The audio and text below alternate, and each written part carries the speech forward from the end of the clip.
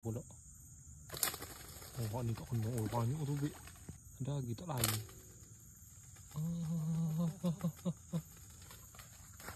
Oh, ya tu. Ambil. Ha, lian ni po ano. Ini dah punah weh. Ah, tak muncul pun. Apa tu? Oh, punah. Jumpa punah. Walek nak pergi tepi tembok besar. Berapa ekor? Ya. Seekor. Coba cek tak bau ada ni. Banyak lagi ah. Banyak ah. Jumpa dalam 3 ekor dah. Oh, rendah kali 3 ekor. Tengok rendah lagi kau boleh higap.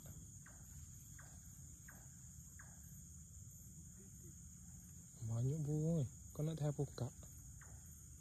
Ya. Kau nak bidah ah. Tarik situ.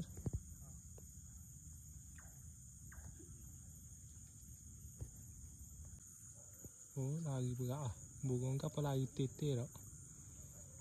Tu bidah punah. Bidah ah, saya kau dah tu. Tu ambil tu bolak ah lek.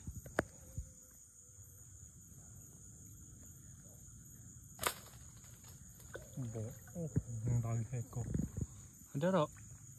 Kena tak? Bunyi atas ni. Tapi lari ekor.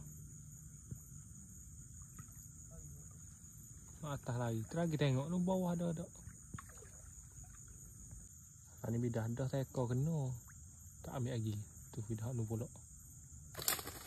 Oh, ni tak kena. Oh, banyak tu bik. Oh, banyak ekor ah. Lari lah. Oh, bunyi ada air ni. Atas ada air. Ada lagi tak lari.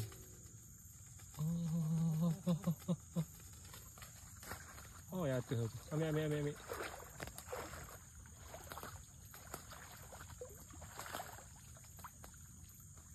cepat. Mak dia tu. Ni weh, ada ni tak pelak. Jobo hidup boleh pegang. Ha.